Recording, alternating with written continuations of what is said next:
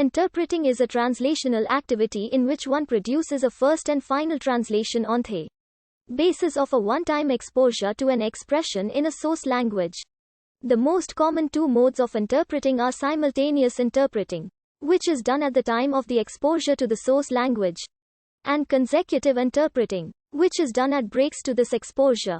Interpreting is an ancient human activity which predates the invention of writing.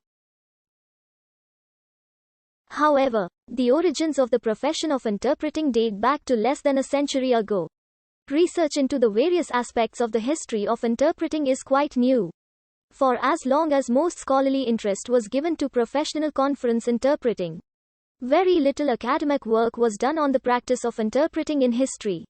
And until the 1990s, only a few dozen publications were done on it.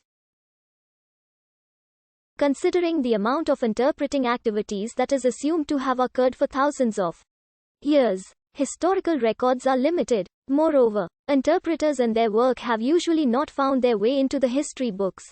One of the reasons for that is the dominance of the written text over the spoken word.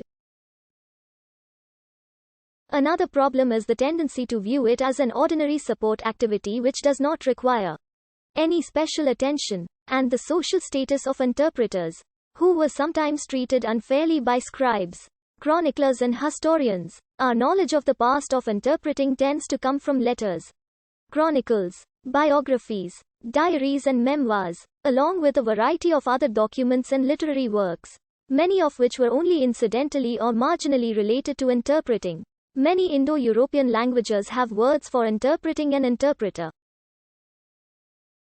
Expressions in Germanic, Scandinavian and Slavic languages denoting an interpreter can be traced back to Akkadian.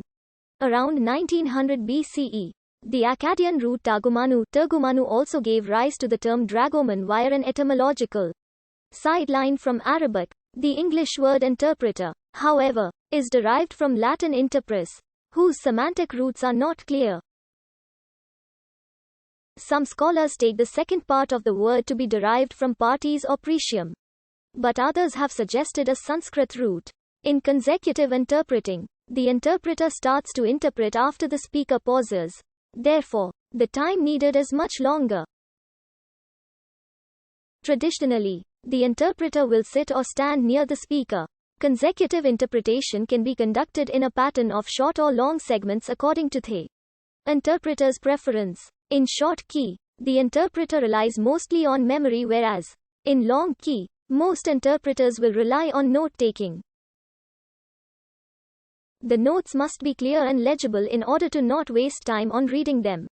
Consecutive interpreting of whole thoughts, rather than in small pieces, is desirable so that the interpreter has the whole meaning before rendering it in the target language. This affords a truer, more accurate, and more accessible interpretation than where short key or simultaneous interpretation is used.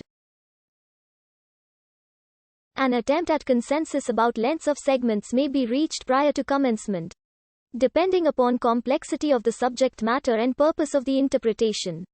Though speakers generally face difficulty adjusting to unnatural speech patterns, on occasion, document side translation is required of the interpreter during consecutive interpretation work. Side translation combines interpretation and translation. The interpreter must render the source language document to the target language as if it were written in the target language. Side translation occurs usually, but not exclusively, in judicial and medical work.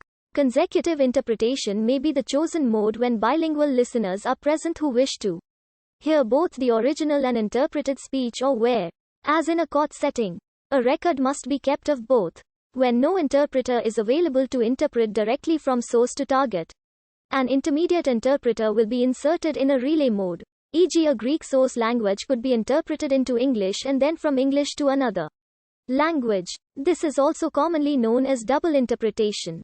Triple interpretation may even be needed, particularly where rare languages or dialects are involved. Such interpretation can only be effectively conducted using consecutive interpretation. Simultaneous interpretation suffers the disadvantage that if a person is performing the service, the interpreter must do the best he or she can within the time permitted by the pace of source speech.